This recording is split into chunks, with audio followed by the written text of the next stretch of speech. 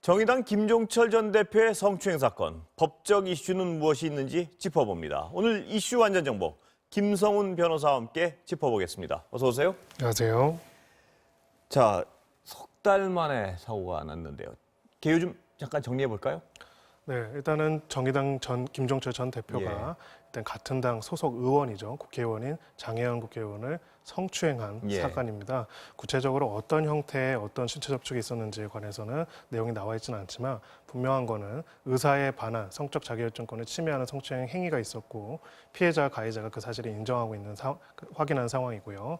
이 부분과 관련돼 가지고 법적인 조치 이전에 일단은 당 내부에서 일어난 부분에 대해서 진상조사가 일주일 동안 진행이 되고 결과가 발표가 됐습니다. 그래서 일단은 이 부분에 대해서는 저는 이제 가장 중요한 의미는 법적인 의미도 있겠지만 어찌 보면 피해자가 현직 국회의원인 건 이번이 처음일 것입니다. 드러난 거는요. 그래서 이런 부분에서 봤을 때는 현직 국회의원조차도 성적 자기결정권을 침해당해가지고 피해를 볼 수 있었던 매우 위험한 그리고 이렇게 왜곡되어 있는 젠더 구조를 또 한 번 드러낸 그런 사건이라고 생각합니다. 가해자도 분명히 인정을 했죠?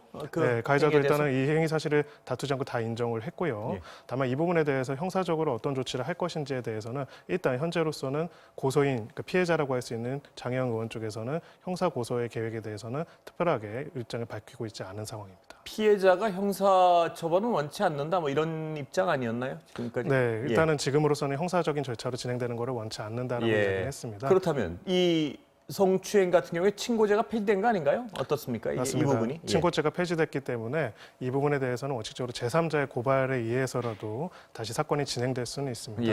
다만 이제 이런 법의 개정에도 불구하고 기존의 친고죄를 했던 취지가 있습니다. 뭐냐면은 기본적으로 이 사건에 대해 가지고 어느 정도로 어떤 절차에서 어떻게 다뤄질지에 대해서 피해자의 의사를 최대한 반영하려고 했던 부분도 있기 때문에 피해자의 의사에 따라 가지고는 이 부분이 고발이 이루어지더라도 구체적으로 기소와 재판이 나아가는 과정이 있어가지고 피해자의 의사가 어떻게 반영될지에 따라서 결과가 좀 달라지는 부분도 있을 걸로 생각합니다. 친고죄가 폐지됐고 그리고 제3자의 고발이 있어도 피해자의 어떤 의사는 존중돼야 한다 이런 취지란 말씀이시죠? 네, 존중이 될 것이고요. 다만 이제 그것이 그로 인해 가지고 형사 조치가 안 취해지거나 절차가 다 무효가 되거나 기소가 안 되는 그런 건 아닐 겁니다. 그 물리적으로는 충분히 가능할 수는 있지만은 여전히 실무에서는 피해자의 의사를 또 존중하는 부분들도 있다 정도로 말씀드릴 수 있을 것 같습니다.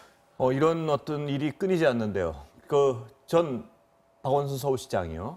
지금 성희롱으로 결론이 난 거죠. 국가기관에 의해서. 이 어떤 결론인지 한번 정리를 좀 해주시죠. 네, 국가인권위원회에서는 지난 박원순 전 서울시장의 성희롱과 관련돼 가지고 성희롱 사실을 인정할 수 있다, 객관적으로 인정이 된다라는 입장을 발표를 했습니다. 관련해서 인권위가 직권조사 나온 지 이제 수개월 만에 나온 결론이고요. 그 내용으로서 가장 객관적으로 이 성희롱과 성추행이라는 개념이 좀 다릅니다. 근데 성추행과 관련돼 가지고 그리고 이 성희롱과 성추행에 대한 무기 및 방조에 대해 가지고는 지금 사망한 당사자의 방어권 행사가 한정된 상황에서 객관적으로 인정하고 입증하기는 어렵다라는 입장을 했지만은 성희롱에 대해서는 객관적으로도 인정된다라고 이야기를 했습니다. 다시 정리하면 성추행 부분에서는 객관적 입증이 어렵다. 네, 정확하게는 이제 이 부분에 대한 별도의 판단을 안 했다고 볼 수가 있고요. 성희롱에 관해서만 명시적인 판단했습니다. 명시적으로. 그렇습니다. 그 판단 근거는 뭔가요? 네, 가장 중요한 건 이 성희롱과 성추행은 원칙적으로 다릅니다. 성희롱이라는 건 특히 업무상 위계관계에 있어가지고 어떠한 성적 언동을 통해 가지고 피해자한테 성적 굴욕감이나 혐오감을 주는 행위를 정의를 하고 있습니다. 기본적으로 해서 이거는 직장 내에서 벌어지는 거고요. 어떤 물리적인 신체적인 접촉이 없어도 예를 들어서 성적 굴욕감을 줄 수 있는 언사를 했다거나 말을 했다거나 그런 메시지를 보냈다거나 그런 경우에 인정이 될 수가 있습니다. 지난 다른 사건에서 이제 다른 사건의 이 피해자에 대한 가해자에 대한 사건에서 형사 판결문이 일부 공개된 것처럼 이 성희롱 사실과 관련돼서 객관적으로 인정이 된 이유는 이 문자 메시지라든지 내용 같은 경우는 좀 객관적인 물증이 남아 있기 때문에 피해자의 진술 이외에도 이러한 성적 굴욕감과 혐오감을 주는 언동이 될 수 있는 객관적 자료가 남아 있어서 이 부분을 인정할 수 있다라는 점이 객관적으로 확인됐다 이렇게 볼 수가 있습니다.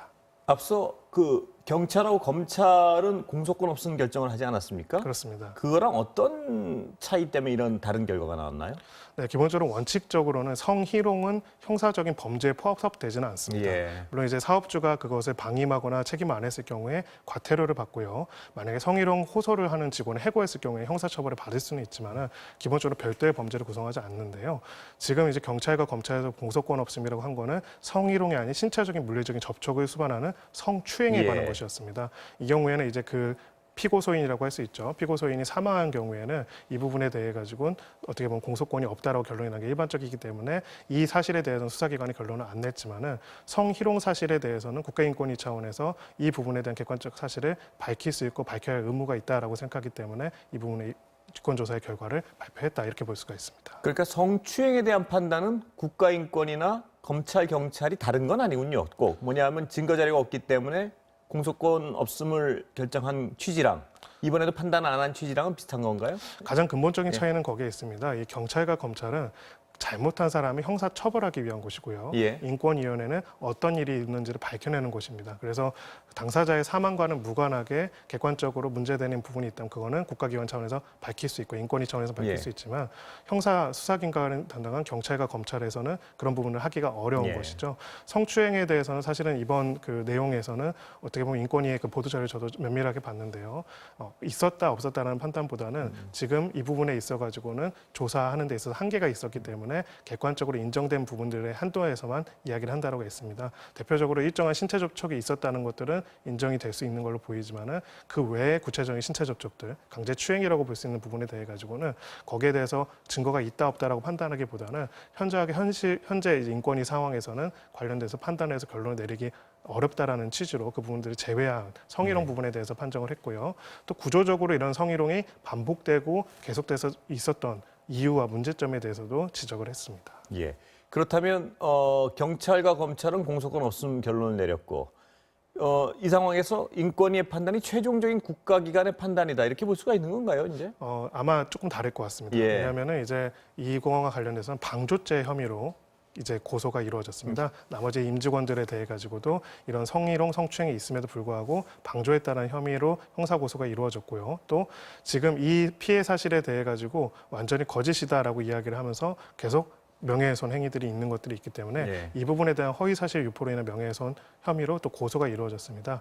그렇다면 이 부분들을 판단하는 데 있어서 선제적인 어떤 요건으로서 기존의 성추행과 성희롱이 얼마나 타당한 이야기였는지에 대한 부분들에 대한 판단이 간접적으로 나올 수가 있고요. 예. 이 사람들에 대한 수사 과정에서 결과적으로는 이 성추행과 성희롱에 대한 진실에 관한 내용들도 같이 밝혀질 가능성을 배제할 수는 없습니다. 예. 다른 얘기로 좀 넘어가 볼까요?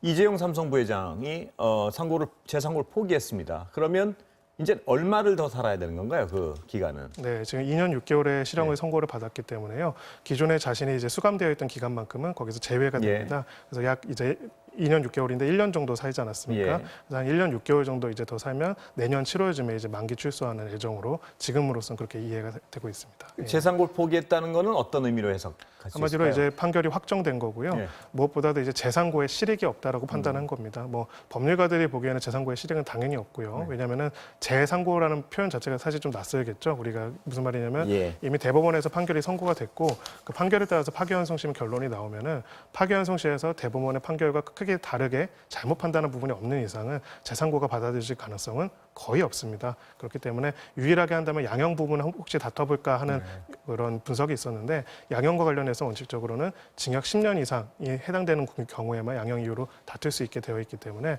혹시라도 이걸 이유로 다투긴 하더라도 결국은 기각이 될 가능성이 높고요. 그럴 바에는 이 부분에 대해서 실익 없는 재상고를 하느니 그냥 빨리 받아들이고 혹시라도 다른 정치적인 해결이나 이런 부분들을 기대할 수 있지 않을까 이렇게 생각하고 있습니다. 예. 그런데 이제 앞으로 이것만 따지면 1년 6개월을 지금 더 있어야 되는데 다른 재판도 남아 있잖아요. 그거는 맞습니다. 예. 별개가 되는 거죠? 완전히 별개라고 예. 볼 수가 있습니다. 그래서 결국은 이제 그 경영권 승계와 관련된 삼성물산 합병 의혹 관련된 여러 가지 자본시장법 위반 행위에 관련해서는 형이 또 선고가 된다면은 이 형기가 마치기 전에 이 형이 혹시 선고가 된다면은 같이 이것도 계속 살게 될 수도 있고요. 예. 이걸 마치고 나오더라도 그 뒤에 사건에 의해 가지고 또 실형이 선고가 된다면은 다시 수감될 가능성도 배제할 수 없습니다. 예를 들어서 다른 재판에서 또 징역형이 나온다면 겹치는 부분은 인정이 안 되는 건가요? 예를 들어서 이 안에 있을 때 다른 재판에서 징역형이 나오면 어떻게 되나요? 네, 그거는 같이 합산이 안 된다고 보시면 됩니다. 예. 한마디로 지금 살고 있는 2년 6개월 형을 살았기 때문에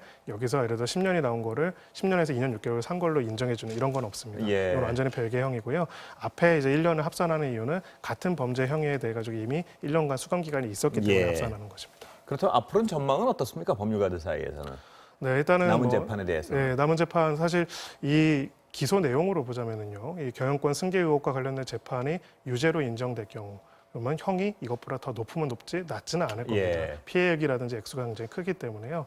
그래서 결국은 이재용 삼성전자 부회장으로서는 국정농단 사건보다도 이 두 번째 사건을 어떻게 대응하는지에 대해서 전략을 짜고 고민할 가능성이 매우 높아 보이고요. 예. 특히 이 부분에서 1심 판결이 선고가 되기 전에 가능하다면은 지금 형을 살고 있는 것들을 종결짓고 나올 수 있는 방법에 대해서 고민을 하고 있을 겁니다. 예. 다만 이건 법률적인 건 아니고 정치적인 차원에서의 사면이라든지 이런 논의들을 여러 루트를 통해 가지고 계속 이야기하려고 할 가능성은 있습니다. 그럼 경영권 승계, 불법 승계에 관련해서는 얼마나 걸리나요? 이런 게 대략 재판이. 지금 이 수사 일반적으로. 기간만 예. 보더라도 굉장히 방대한 내용이기 예. 때문에요. 아마 1심 판단만 나오는데도 최소 2년 이상은 걸릴 것으로 예상을 하고 있습니다. 그래서 뭐 더 길어질 수도 있고요. 그래서 최종적으로 1심 판결만 해도 2년, 3년 걸릴 수가 있고 최종 확정까지 간다면은 이번 국정농단 사건도 보셨겠지만은 한 4, 5년까지도 갈 수 있는 사안이다. 이렇게 볼 수가 있습니다. 그렇다면 지금 수감돼 있는 상태가 수감 생활이 끝나고 다시 재판이 본격적으로 계속된다 이렇게 볼 수도 있는 거네요. 네, 적어도 지금 수감 기간 내에 이 경영권 승계와 관련된 재판이 다